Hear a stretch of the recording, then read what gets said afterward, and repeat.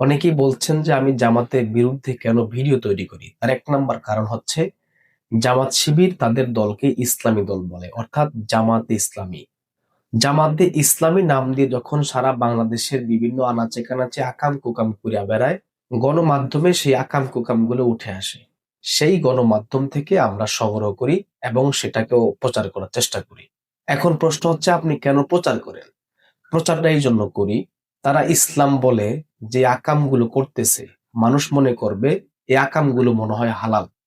অর্থাৎ তারা যে আকাম কুকাম গুলো করবে ইসলাম দিয়ে, টুপি পরে, পাঞ্জাবি পরে, হাতে তসবি নিয়ে, ইসলামী সাইনবোর্ড লাগিয়ে, তখন মানুষ মনে করবে এগুলো হালাল। যেমন কুমিল্লা চাঁদপুরে গত কয়েকদিন আগে ঘটে যাওয়া একটা মারাত্মক ঘটনা, যেটার প্রতিবাদ তারা করেনি। অর্থাৎ তারা যদি কোনো অন্যায় করে, তার প্রতিবাদ তারা করে না। জামাতের একজন নেতা তার আপন মেয়েকে ধর্ষণ করে 4 মাসের অন্তঃসত্ত্বা করেছেন। এই বিষয়টা কি আপনি সাধারণভাবে দেখলে হবে? এই ঘটনাকে আপনি কিভাবে নিচ্ছেন? এটা আইয়ামে জাহিলিয়াতকেও হার মানিয়েছে।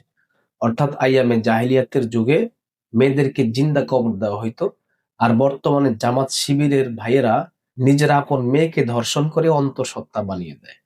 এখন জামাত শিবিরের ভাইদের কাছে প্রশ্ন, এই ধর্ষিতা মেয়ে যদি সন্তান প্রসব করে, তখন ধর্ষণকারীকে কি বলবে? নানা বলবে না বাবা বলবে? আপনাদের কাছে আমার প্রশ্ন রয়ে গেল। আমি কেন জামাতের বিরুদ্ধে ভিডিও করি? আমি জামাতের বিরুদ্ধে ভিডিও করি না। জামাতের যে আকাম কুকাম গুলো আছে, গণমাধ্যমে উঠে আসে, সেগুলো সেগুলো থেকে সংগ্রহ করে কিছু ভিডিও করার চেষ্টা করি, মানুষকে সচেতন করার জন্য যে আসলে জামাতে ইসলাম ইসলামী নাম দিয়ে যে আকাম কুকাম গুলো করতেছে, এগুলো হালাল না, এগুলো হচ্ছে হারাম। এগুলো কোনোভাবেই সমাজ সমর্থন করে না, ইসলাম সমর্থন করে না, কোরআন হাদিস সমর্থন করে না।